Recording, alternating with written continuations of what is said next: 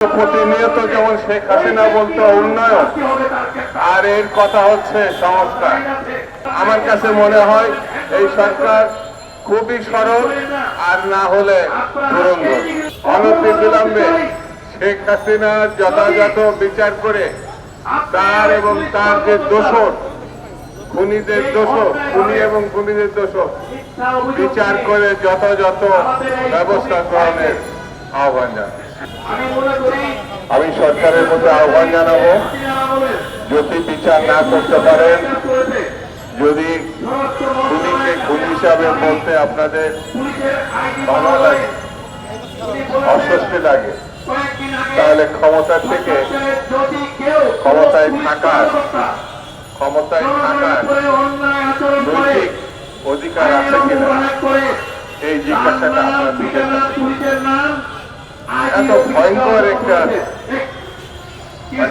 সরকার ছিল বাংলাদেশে, যে সরকার পার্লামেন্টকে ধ্বংস করে, নির্বাচন ব্যবস্থাকে ধ্বংস করে, শুধু খুন অপহরণ এটা বাংলাদেশকে একটা শ্মশানের উপর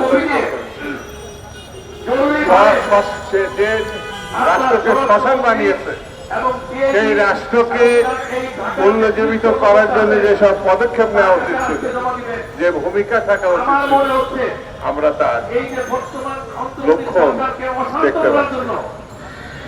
বন্ধুরা, আমি এই ঘটনার তীব্র নিন্দা জানাচ্ছি এবং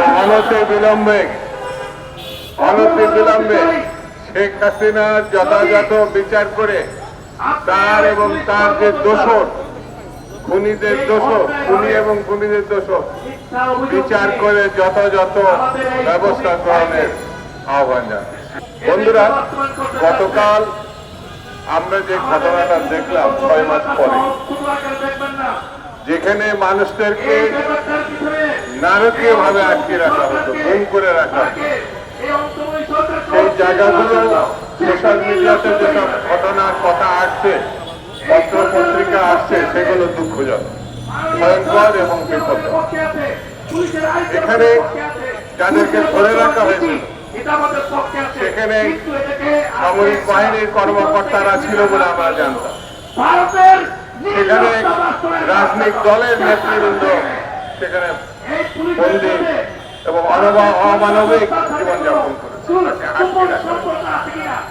এর বিরুদ্ধে যেসব সংগঠন কাজ করেছে, যে সাংবাদিকরা কাজ করেছে, গতকাল আমরা দেখলাম সেই সব সংগঠনের কোন নেতা নেত্রীকে সেখানে আহ্বান করা, দেশের কোন সাংবাদিককে এই আয়নাঘর পরিদর্শনের সময় নিয়ে যাওয়া, বিদেশি সাংবাদিক নয়, এটা দুঃখজনক কথা। আমার কাছে এই কারণে মনে হয় সরকার খুব বিশৃঙ্খলাপূর্ণ পরিবেশের মধ্যে আছে। কখন কোনটা করতে হবে, কিভাবে করতে হবে, সেটা সে বুঝতে পারে।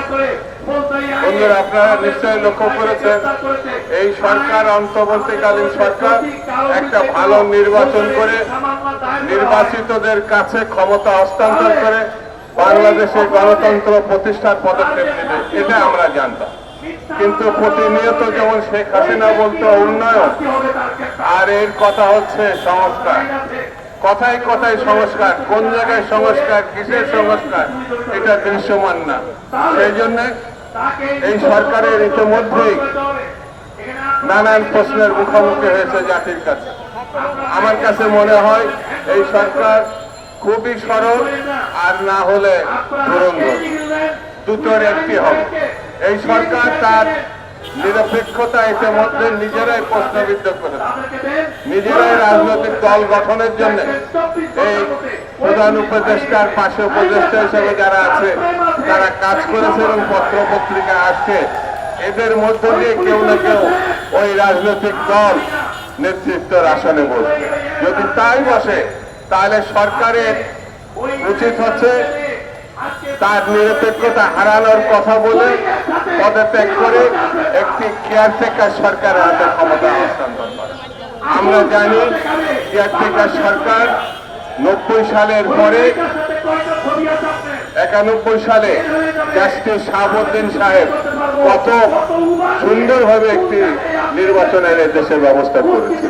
সেহেতু এই দেশের যেসব দৃষ্টান্ত আছে তা ফলো করে যদি এই সরকার আগামী দিনে পদত্যাগের মধ্য দিয়ে একটি কেয়ারটেকারের কাছে ক্ষমতা হস্তান্তর না করে, তাহলে আমার মনে হয় আগামী দিনে তার যে নিরপেক্ষতা ইতিমধ্যেই যা প্রশ্নের মুখে ফেলেছেন, আগামী দিনে সেটা আরো বড় করে দেখা দেবে এবং ভালো নির্বাচন যেটা আমরা প্রত্যাশা করছি সেই নির্বাচন আদৌ সম্ভব হবে কিনা এটাও জনগণের প্রশ্ন দেখা যায়। সেই কারণে আমি বেশি বক্তৃতা করবো না, শুধু এই কথা বলি, বিচার এবং একটি ভালো নির্বাচন পদক্ষেপ না নিলে সময় বয়ে যাচ্ছে। এই সময় যত বয়ে যাবে ভবিষ্যতে আরো বিতর্ক বিশৃঙ্খলা দেখা দিতে পারে। সেই জন্য বিলম্বে এই সরকারকে পদক্ষেপ নিতে হবে আর জনগণকে ঐক্যবদ্ধ থাকতে হবে।